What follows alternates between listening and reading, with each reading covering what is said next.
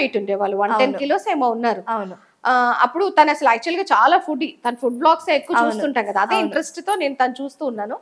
తను జాయిన్ అయ్యాను అని చెప్పి తను ఒక వెయిట్ రిజల్ట్ పెట్టారనమాట కొద్ది రోజులు.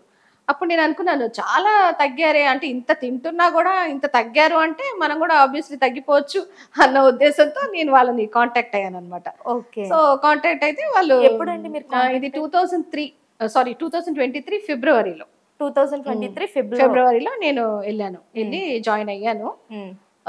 వెళ్ళినప్పుడు అసలు యాక్చువల్గా ఇప్పుడు స్పార్క్ వెళ్ళిపోయారు, దాని అప్పుడు స్పార్క్ అన్నమాట.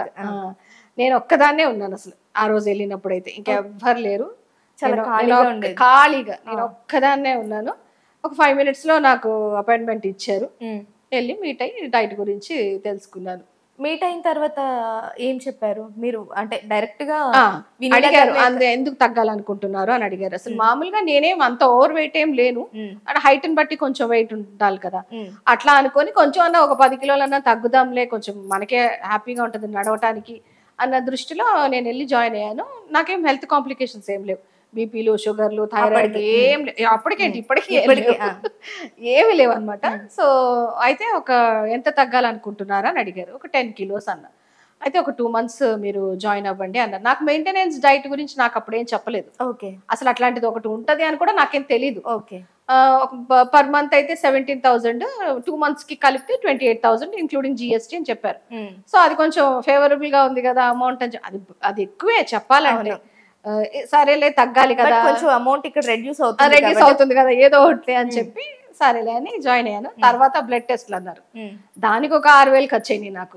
ఎక్స్ట్రా బ్లడ్ టెస్ట్లు అవి మనమే చేయించుకోవాలి అంటే, వాళ్ళు కూడా ఇప్పుడు చేస్తున్నారు, అప్పట్లో లేదు, బయట చేయించుకోవాలన్నారు. ఏవో కొన్ని ఒక 6-7 వెరైటీస్ రాశారు, అంటే థైరాయిడ్ ప్రొఫైల్ అవన్నీ రాశారు, చేయించుకున్నాను.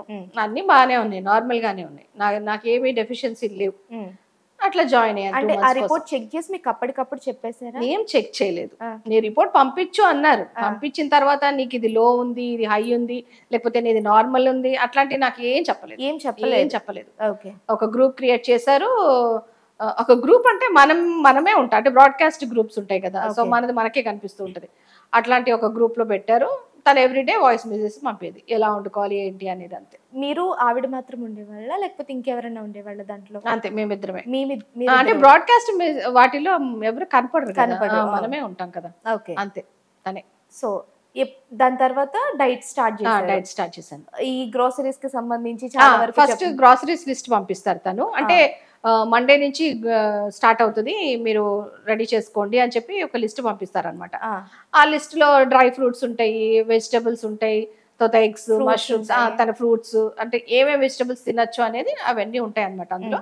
అవి మనం తెప్పించుకొని రెడీగా పెట్టుకుంటే తను డైట్ చెప్తారు, చెప్పినప్పుడు టక్కని తీసి వండుకోవాలన్నమాట, అది కాన్సెప్ట్. ఓకే. ఏ రోజు అది ఏ రోజు ఏంటి అనేది ఆ రోజే చెప్తారు.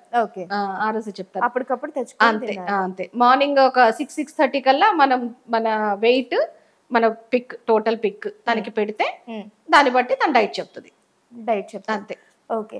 అసలు మీకు డైట్ ఎలా అనిపించింది? మీరు ఆవిడ్ని కన్సల్ట్ అయిన తర్వాత మీరే చెప్తున్నారు, అసలు నాకు మెడికల్ రిపోర్ట్ కూడా వాళ్ళు ఏం టెస్ట్ చేయలేదు, అంటే టెస్ట్ చేశారో లేదో నాకు తెలియదు, బట్ అసలు నాకు చెప్పని కూడా చెప్పలేదు. దాని తర్వాత మళ్ళీ మీరు స్టార్ట్ చేశారు. స్టార్ట్ చేసిన తర్వాత మీకు ఎలా అనిపించింది? అసలు అంటే ఎలాంటి ఫుడ్ తీసుకునే వాళ్ళు, మీకు ఎలా అనిపించింది ఆ తర్వాత? నాకు అసలు ఫస్ట్ డే డైటే నచ్చలేదు.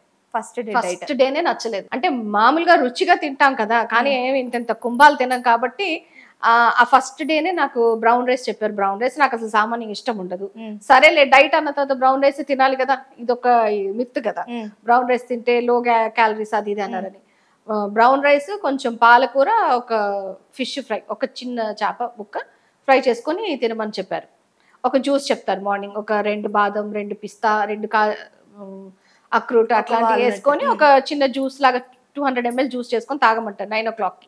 అది తాగిన తర్వాత 11-11:30కి ఈ డైట్ చెప్తారనమాట. ఈవినింగ్ కూడా వాయిస్ మెసేజ్ పెట్టేస్తారు. ఒక్కొక్కసారి అదే డైట్ సాయంత్రం కూడా తినమంటారు, లేదంటే ఒకసారి సాయంత్రం ఒక హాఫ్ పుల్కా, కొంచెం పాలకూర అలా చెప్తారు అనమాట. సో ఫస్ట్ 2 days కే నాకు అసలు డైట్ చాలా చిరాకు వచ్చేసింది. అంటే ఆ 2 days లో డైట్ ఎలా ఉండింది మీకు? మార్నింగ్ జ్యూస్, ఆఫ్టర్నూన్ వచ్చేసరికి మార్నింగ్ జ్యూస్ చాలా బాగుంటది, చాలా ఫిల్లింగ్ గా ఉంటది. ఎందుకంటే మనం రాత్రంతా అర్ధాకలతో పడుకొని ఉంటాం కదా, నకనకలాడుతూ ఉంటాం కాబట్టి పొద్దున్న జ్యూస్ చాలా బాగుంటది. తర్వాత అది అసలు ఫస్ట్ రుచిగా ఉండదు, ఆ చెప్పే డైట్ రుచిగా ఉండదు అనమాట. ఇప్పుడు ఒక ఇడ్లీ చెప్పారనుకోండి, ఇడ్లీకి మనం పప్పుల పొడో పచ్చడో లేకపోతే ఇంత పప్పు చారో ఏదో ఒకటి నంచుకొని తింటాం, అప్పుడు అది మంచిగా తిన్నట్టు అనిపిస్తుంది. దాంతో కోడిగుడ్డు ఎల్లో లేకుండా బీరకాయ కూర పెట్టుకొని అసలు ఇదేంటి దేంతో తినాలి? ఇడ్లీని బీరకాయతో తినాలా, గుడ్డుతో తినాలా? అసలు ఆ కాంబినేషన్ ఫస్ట్ నచ్చేవి కాదనమాట. దాంతోనే నాకు చాలా చిరాకు అనిపించేది. ఒక్కొక్కసారి ఇదే డైట్ రిపీట్ చేయండి రేపు కూడా అనేవాళ్ళు. అప్పుడు ఇంకా కోపం వచ్చేసేది, నాకు అసలు సరిపోయేది కాదు ఫుడ్. నాకు తలనొప్పి, వాంతులు ఇట్లాంటివన్నీ ఉండేవి అనమాట. కళ్ళు తిరగటం అన్ని ఉండేది. పడుకోవాలి అనిపించేది, ఎందుకంటే నాకు ఫుడ్ సరిపోవట్లేదు, అసలు నీరసం అయిపోయేదాన్ని. అంటే ఇంకా వేరే పనులు ఉంటాయి కదా మనకు, ఓన్లీ ఇవి చెప్పింది వండుకొని తినేసి వచ్చి పడుకోవడం కాదు కదా, వేరే పనులు ఇంట్లో పనులు ఉంటాయి.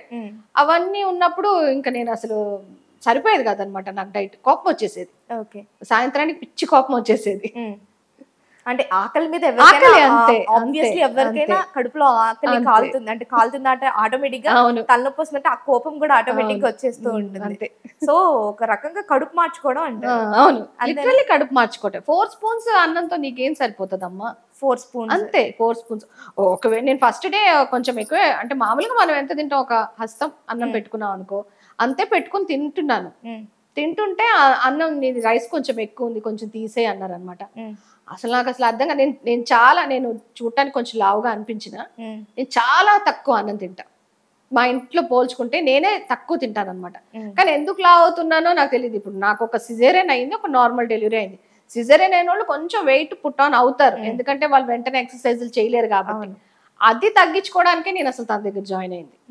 నాకేదో హెల్త్ కాంప్లికేషన్స్ వచ్చేసి అట్లేం కాదు, నా హైట్ కి నేను ఒక 10 కిలోలు తగ్గితే బాగుంటది అన్న ఉద్దేశంతో వెళ్ళి జాయిన్ అయ్యాను. అదేమో ఇట్లా ఉల్టా మిస్ఫైర్ అయింది. ఓకే. అండ్ ఒకసారి చెప్పగలరా అసలు ఆ 30 days ఆఫ్ డైట్ లో ఏ డే ఎలా తిన్నారో? Just example. 30 days అయితే నేను నరకమే చూసా చెప్పాలంటే. అసలు అబ్బా ఇవాళనా రుచిగా చెప్తుందేమో అని ఒక ఫీలింగ్ ఉండేదన్నమాట నాకు. అట్లా ఏం ఉండేది కాదు. పల్చగా ఒక దోశ వేసుకోమనేవాళ్ళు, దాంట్లో ఉల్లిపాయలు, కారపొడి అంటే మామూలు కూరల్లో కారం అట్లాంటిది వేసుకొని తినమనేవాళ్ళు. అల్లము పచ్చిమిరపకాయ వేసి పచ్చడి చేసుకొని తినాలి. అట్లాంటివన్నీ ఏంటో అది సఫిషియెంట్ గా అనిపించేది కాదు. కడుపు నిండింది నాకు